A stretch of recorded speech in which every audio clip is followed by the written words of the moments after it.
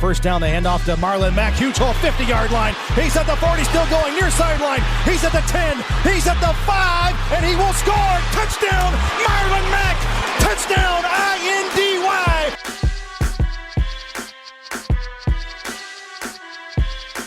And again, it's picked up. It's Darius Leonard. Leonard with his second INT, and he's streaking down the near sideline. He's at the 40. He's at the 30. He's at the 20. He's gonna go. A pick six for the Maniac. Horseshoe is back, baby. The horseshoe is back. Hey, what is going on, guys? Xzavier Caudill here, and today we're going to be going over some of the key matchups we're going to see Colts versus Texans Week 15. Now, the biggest matchup I think that's really going to play a role this game is T.Y. Hilton versus Vernon Hargreaves and Phillip Gaines, I believe. I think his first name's Phillip, no, his last name is Gaines. Both of them guys have had a pretty bad season. Phillip Gaines is, I think, somewhere rating in like the grading out at like 55s, and then Vernon Hargreaves is at like 42, 43. So both of them guys are having a horrible season. I think Rocky Sin is grading at like a 62. So, you know, just to put that in perspective to you, they're bad. They're just bad, put you plain and simple. And T.Y. Hilton ate them alive last time they played. So it's going to be interesting to see if he can do that again. Now, the next matchups I got for you guys is going to be DeForest Buckner and Grover Stewart versus the interior three for the Texans offensive line. Not a single one of their interior three grade above a 60 or even at 60. All three of them are below 60. So like, I think it's somewhere between 52 and 57 for all three of them. So if that doesn't tell you anything, they're also bad. Lewinsky, Kelly, and Nelson are all like 75 or above. So, you know, our interior three is way above league average by a long shot, but theirs are way below league average. And the last one I got for you guys is going to be Braden Smith and J.J. Watt. Now, we didn't get to see this matchup much, or as much as I wanted to, but I think we're going to see it more this game. When I went back and watched this film, I saw a lot of outside runs that are working really well, so I think they're going to line up, or especially to the right side. You know, we didn't have Anthony Costanzo this game, and they were lining J.J. Watt up over there just to go at him, or just to go at our backup. And they did a pretty good job against, they got a sack out of it, so that was cool. But when we have Costanzo back, you know, them outside runs to the right, they were working well. Outside zone, sweeps to the outside, they were working really well. So I think we're going to see more of that from our offense. I could be wrong because of how well it worked. And I think just to counter that, they're going to put J.J. Watt out there to play that edge more. But that being said, Braden Smith is possibly one of the best right tackles in the league, if not the best. And I know that's a lot of praise. He's a second-year guy, but he's very good. He's very, very talented. And the thing coming into the season that I could point to, that I could really critique him on, is his pass protection. Because I do film analysis on offensive linemen. If you look at my channel, I have about 30, 35 of some of the best offensive linemen in the league, you know, analyzing them. Young guys too, like Wirfs, Becton. Didn't do one on Jedrick Willis. You know, I got a lot of young guys. I got one on Braden Smith. I got one on Quentin, Wyatt Taylor, all kinds of guys, DJ Humphreys, Taylor Moton. There's all kinds of guys on my channel that I've went over. And by far, out of the right tackles, Braden Smith looks to be the best. He looks like the best right tackle in the league currently. Now, I know guys, you know, the dude from the Chiefs, the guy from the Saints, they're really good as well. But when we're talking about pure talent, raw athleticism, none of them touch Braden Smith. Braden Smith's ceiling currently is just huge. It is huge. He's not even scraped his potential yet, in my opinion. And watching him work against one of the best edge players in the league in J.J. Watt really sold it for me, because right here you're going to see him do a great job. Initially, J.J. Watt, like he could do last year, is going to try to come off this edge against Braden, or like he's seen last year, like he's seen in a lot of games. He's going to try to come off this edge. And once he realizes Braden Smith is fast enough to beat him to that edge, he's going to try to bull rush, come back inside and bull rush him. And Braden Smith's just going to completely stop this edge attack. That was just an excellent job there from Braden. That was good footwork. He does a great job in his kick slides, getting back to mirror him. That was a really good job there from Braden.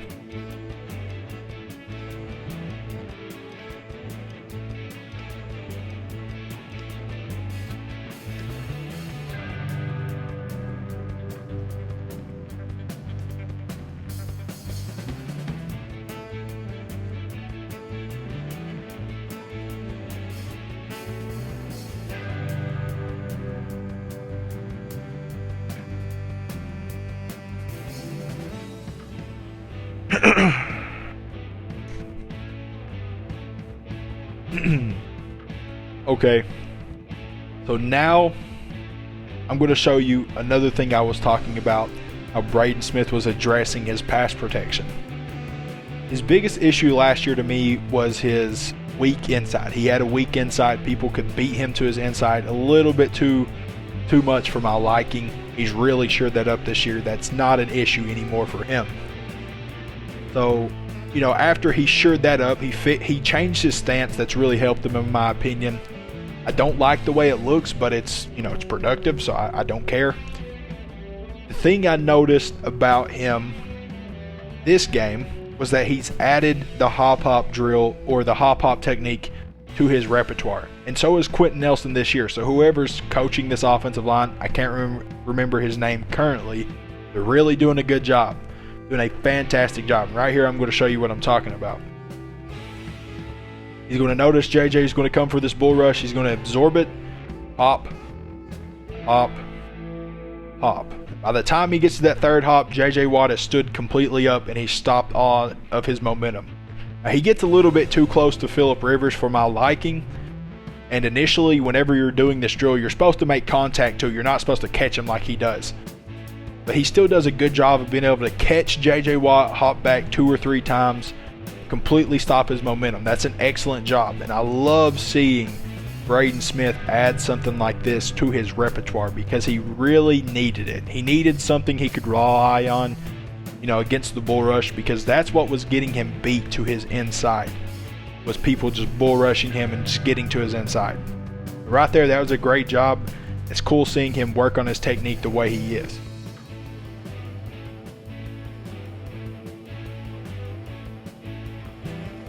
So this is the last play I got of his reps versus JJ Watt. And right here, we saw the first 2. He kind of tries to bull rush him, really show him a little bit more of his power technique. This time we're going to see JJ Watt's finesse technique.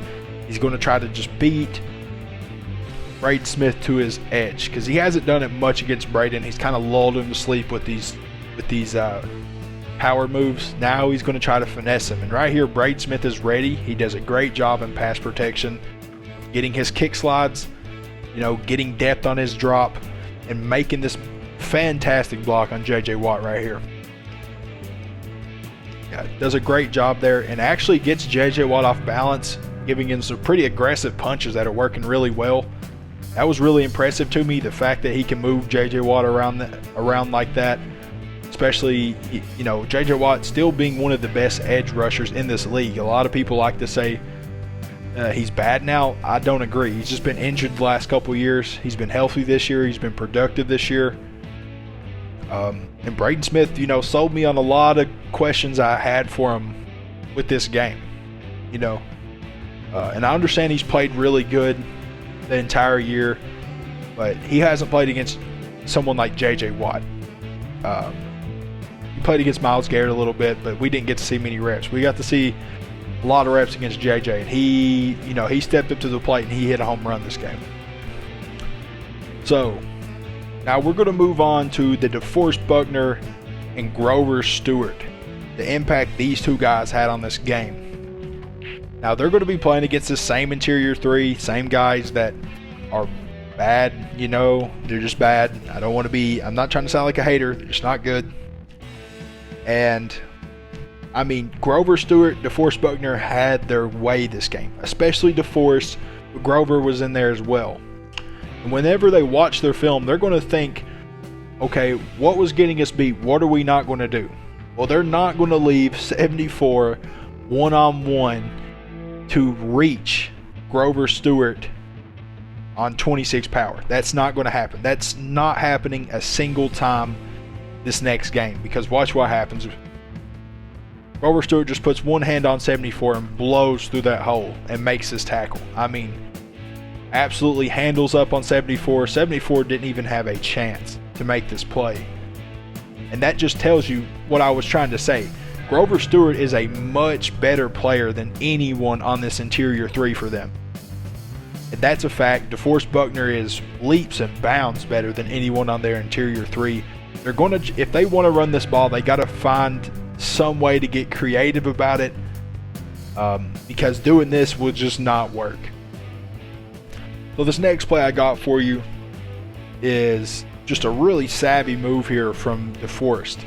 The thing I like about DeForest the most is just his ability to set offensive linemen up for a different move. And right here, he's going to fire off the ball. He's shaded to the outside of 73. This 3-tech. Right here, he's just going to come off the ball, attack his outside shoulder, and immediately, 173 just leans forward off balance just a little bit to absorb what he thinks is going to be a bull rush. DeForest Buckner is going to put a very good swim move back to the inside and sack Deshaun Watson. Let's see it. Yeah, right there. As soon as he tries to anchor, gets off balance, DeForest Buckner just comes back to the inside and sacks Deshaun Watson. So now, on this play, I had this listed as a DeForest Buckner highlight, but this is more of a low light for this interior three. Now, I don't know who their offensive line coach is. I don't know what he's doing with this offensive line, but they're not in sync. They weren't in sync the whole game. They really couldn't run the ball that well. They had a few like 7-8 yard gains, but most of them were just 2-3 yards, maybe one negative yards. They just weren't doing a good job. Deshaun Watson was running for his life the majority of the game, and this is a big reason why, is because right here, watch these two guys. Initially they're going to double team Taylor Stallworth for whatever reason. We're not showing blitz, we're not showing pressure. They should slide this. Double team this guy right here, the best player in our defensive line, but they're not going to. They're going to leave him one-on-one. DeForest is going to put a good move right here. So it looks like DeForest is about to take off and get him. Now notice this right guard has his eyes over here on his tackle, and his tackle's getting beat. So what's he going to do? He's going to leave and go get him. He thinks this center has him. As soon as he leaves, they both leave. So now, what happens? Taylor Stallworth is just going to take off and go for Deshaun Watson. Now, he's not going to make this tackle, but Defoe's going to spin back in, and Justin Houston's going to be there to get him. Now, that's a big issue. That's a big issue. They're not in sync. They were doing this all game. They don't know their matchups. They initially should have slid to Buckner, in my opinion. We weren't showing blitz. I don't know what they're doing, but right there, that's just a bad play from them, and we end up getting a sack out of it. So now I got another clip of Grover Stewart, and on this play, Grover's just going to do again what he did in the first clip I showed you. They're just going to try to. Now they got 64, I guess. It's not 74 this time. They got 64 in. 64 is going to try to reach Grover Stewart whenever everyone reaches right. Grover Stewart is faster than him. So I guess they didn't learn the first time. Grover Stewart's going to come through here, manhandle on this guard, and make this tackle in the backfield. As they say, the definition of insanity is doing the same thing over and over and expecting a different result. Right there, I can assure you every single time, if you were the interim head coach of this Texan squad, if you leave Grover Stewart one-on-one backside, he is going to destroy your guard. He's done it all year. If you watch film on it, he has done it time and time again. He did it against Joel Bitonio. He did it against J.C. Treader. He did it against elite players. You're not going to put these guys in here that are not of his caliber and expect them to make this play. So I got another DeForest Buckner clip here. This time they're going to try to run the ball again, and they're going to go right at DeForest. They're going to bring 64. He's going to reach, and Buckner's actually going to put himself into a bad spot initially. He's going to kind of dive to the inside just a little bit, when 64 takes off, he's just going to have Buckner's edge. But Buckner's so big, he's so physical and so strong that he can put one hand on 64, one hand on this center, and still fight back to the outside of number 64 and make this play. This is incredible to me. I mean, he gets beat initially right there, has one hand on both, still gets somehow jacks 64's shoulder up and comes back and makes this play, makes this tackle. That is incredible, man. I mean, that is just, like, I don't know if that's a testament to how bad this offensive line is or how good DeForest Buckner is. I kind of think it's both. Just the fact that he can really do this. I mean, he changes the line of scrimmage on a double team, and he jacks 64 shoulder up, beats him to the back to the outside, and makes his tackle. That is incredibly impressive. That is one of the best plays I've seen from him all year. So this is the last clip I have for you guys in the DeForest and Grover segment here, and then we're going to move on to T.Y. Hilton versus Hargraves. And right here, we're going to see the rare blitz from Eberflus. Eberflus is, I think, the least blitzing coach in the league. Yet we are like top 5 in generating pressure. That's incredibly impressive. But right here, you're just going to see Darius Leonard. He's going to blitz right here, right through this gap. And they're going to have to slide him over, and then they're going to have to slide this center to DeForest Buckner. Now, there's one issue with that. The center's footwork is very slow. It's very bad. He's not a very good player. And so whenever he's having to move to DeForest just hits him with a move that just drops him like a sack of potatoes. No, boom. He tries to lean into Buckner. He knows if he doesn't lean into him, he's going to get killed. Buckner just beats him with his speed, gets to Watson. Watson's still making this play. He's really the only reason they were in this game. But still, yeah, that move is incredibly impressive. I mean, yeah.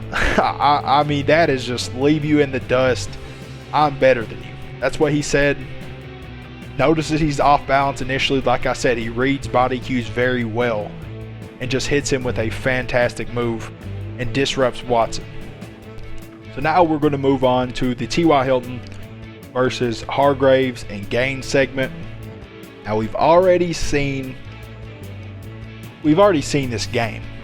So we really know the outcomes of these plays, but it was really on film so much more impressive than watching the actual game, because it was like they were just showing T.Y. Hilton so much respect. It wasn't even funny, and he was still eating them alive. Like, it was still play after play, he was killing them. And right here, you see how far he's backed off. A lot of people were like, oh, T.Y. Hilton's slow, he's lost a step.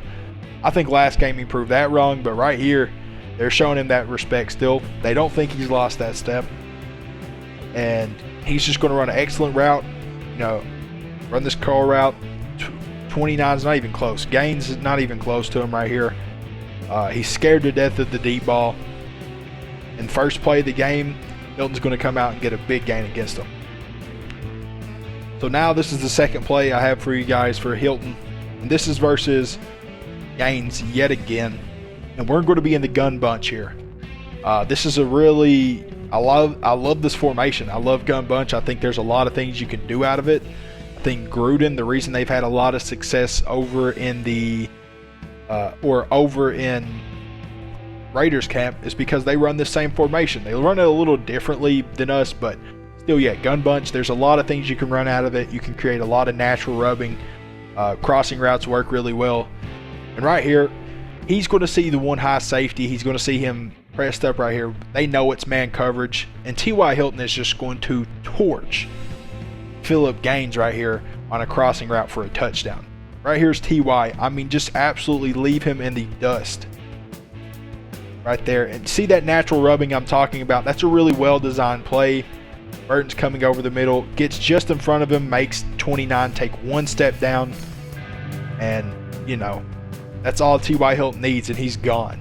He's gone. But yeah, excellent play there. Excellent play design.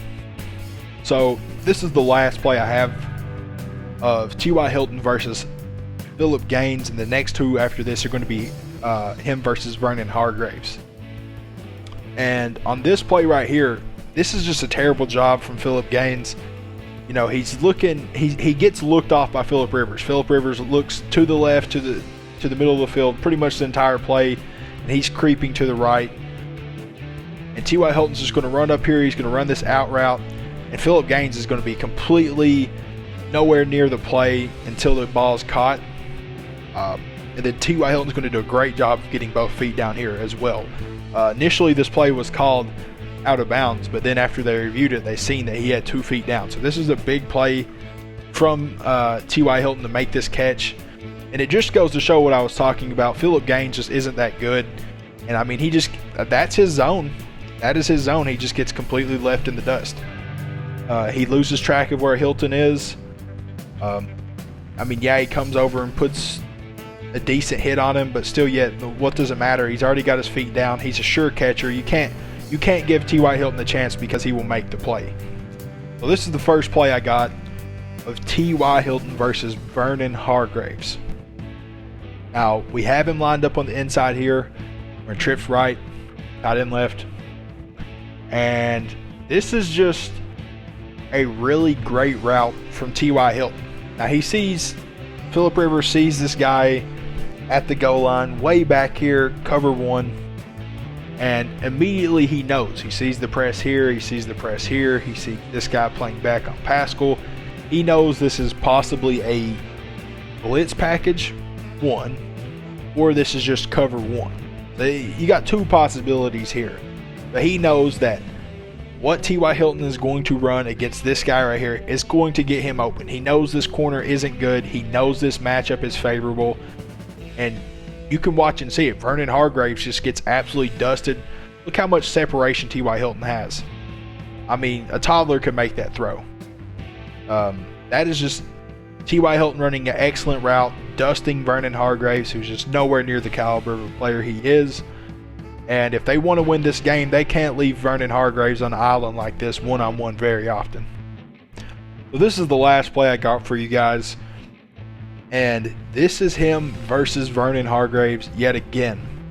Now this was my favorite play from this whole game because T.Y. Hilton and Phillip Rivers, this was the prettiest connection I've seen from them all year. This was beautiful.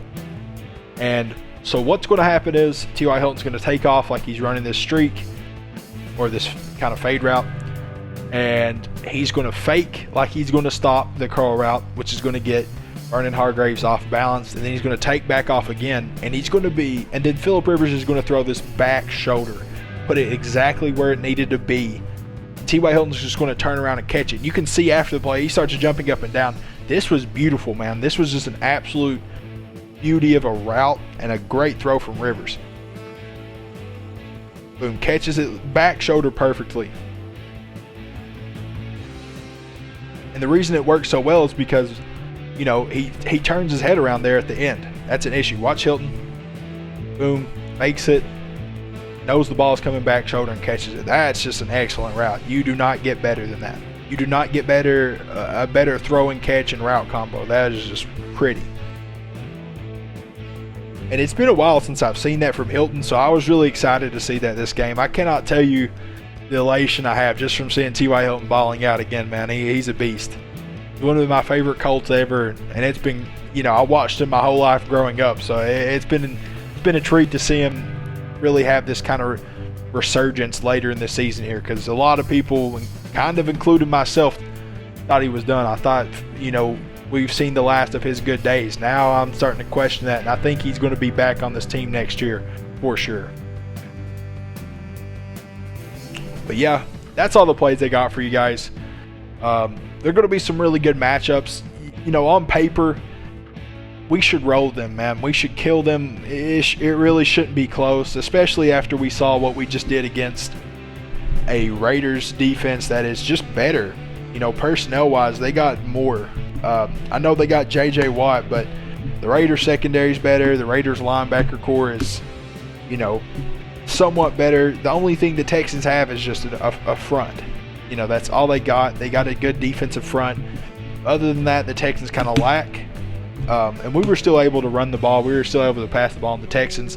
I think our our issue against them last game was just execution. We didn't execute very well, and I think I would almost bet my bank account that this game is going to be a blowout against the Texans. I know it's interconference, and I know you don't like to say that stuff, but from what I've seen, what we're going to clean up on, we just have so many mismatches against their team in so many pivotal spots. It's really going to be hard pressed for them to win this game.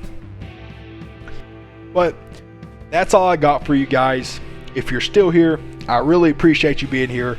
I appreciate you listening to me. Let me know what you guys think. Drop something in the comments. That's all I got for you guys. Until next time, guys.